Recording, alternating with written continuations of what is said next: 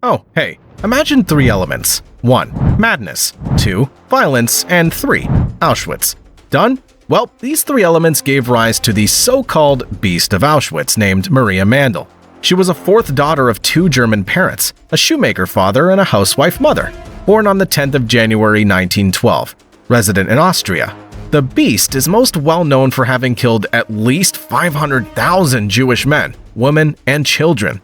So, not exactly a gentle woman, right, Jeff? Well, let's start from its origins.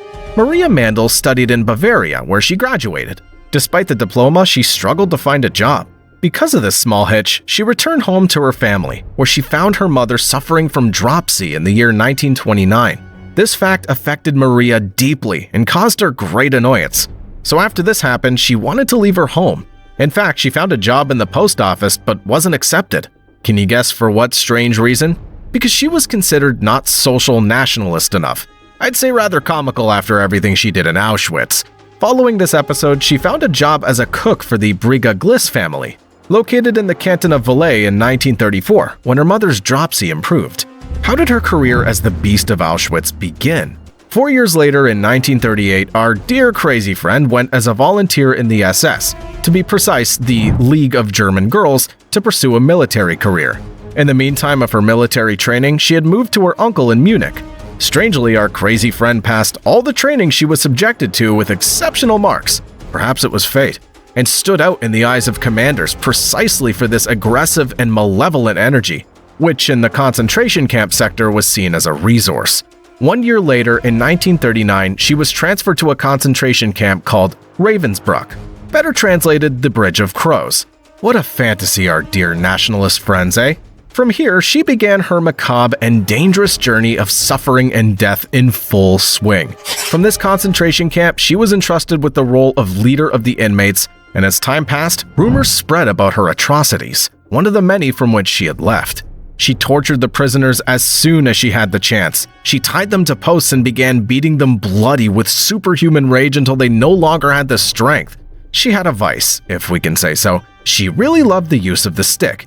She used to punish with sticks for every little rule that was not respected, and she even went so far as to hit the poor prisoner with dozens and dozens of blows and attacked until many in these cases fainted and lost consciousness.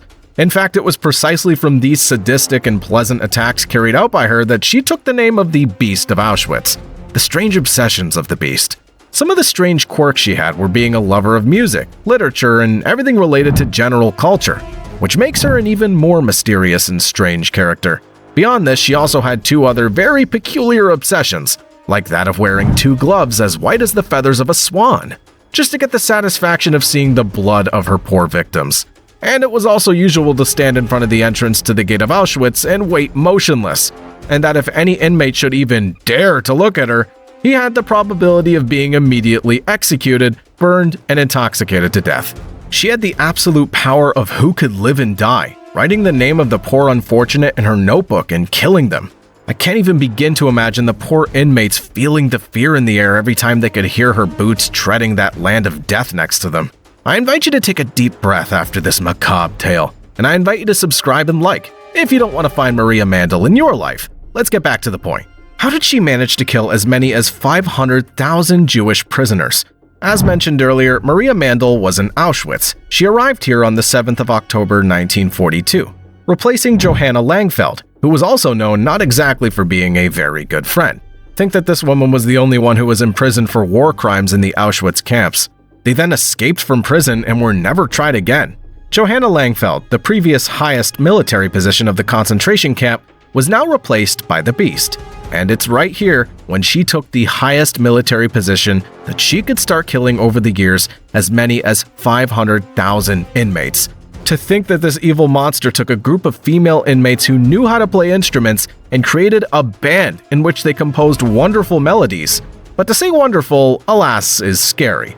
Mandl was typical of making these melodies play when new inmates were deported to the Auschwitz camp, or when great SS generals arrived. Or worse, still when there were executions to be carried out, it was more of a weapon of terror. Imagine being in the grip of fear, death, and other horrible situations, and seeing a group playing angelic melodies in the ugliest place possible. It's truly mental torture, and also sheds light on how sadistic and willing this woman was to inflict harm and pain on the people around her. The only positive aspect is that the band did not have to go into the gas chambers due to their function required by Mandl. But I can't imagine feeling those sensations of unease during those melodies, and how one could feel during those melodies. It sends shivers down my spine. Just think, in 1944, for all these horrible actions, she received a medal called Kriegswehrdienst Kreuz, second class from the Nazi services, the medal of highest value that could be obtained at the time. Now I leave you with a written testimony from one of the survivors of the cruelty of Mandl, which reads like this. In August 1943, I was deported together with my family from the Schrodula ghetto to Auschwitz, with a transport of around 5,000 people. Maria Mandl was waiting for the train at the Birkenau platform, together with the SS Margot Dreschel, and as soon as the load arrived, the Mandl carried out a selection, sending about 90% of the people to the nearby crematorium. During these selections, Maria Mandl tortured the prisoners in a cruel way, beating the women, men, and children with a whip and kicking them blindly. She ripped the children from their arms of their mothers, and when the mothers tried to approach the children and defend them, Mandl hit the mothers horribly and kicked them. Right next to me, a young mother of 20 years old who tried to approach her 2-year-old child thrown onto the transport, and Mandl kicked and beat her so cruelly that she could no longer get up. I was holding my 4-year-old son's hand. Maria Mandl approached me, snatched me away from my son, and threw him into a still empty car.